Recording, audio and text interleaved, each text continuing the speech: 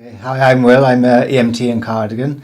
I've been lucky enough to be learning BSL through a course supplied by the Welsh Ambulance Service. I was called to a patient who's actually deaf.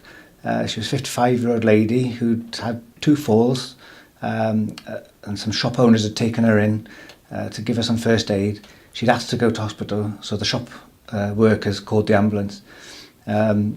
The highlight for the job for me was the barriers between the deaf and the hearing. The shop people couldn't communicate with her. They'd actually told the 999 call taker that this lady was deaf and dumb. Once we got there, it was apparent that the shop workers couldn't communicate with her. They were very nervous about her.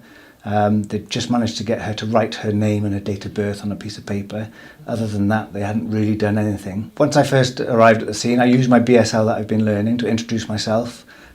Told her my name and said I was here to help.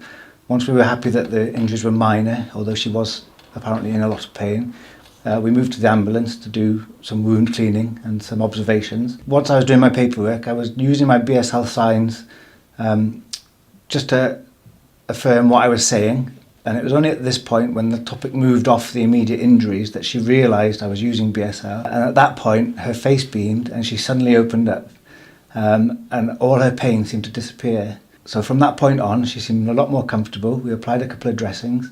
All her observations were fine. And she actually tried to teach me a few of the extra signs that I didn't know.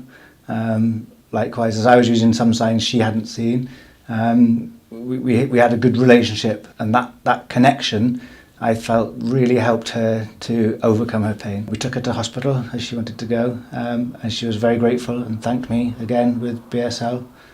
Before we left, that barrier was broken down immediately just by using just a few basic signs that I've learned.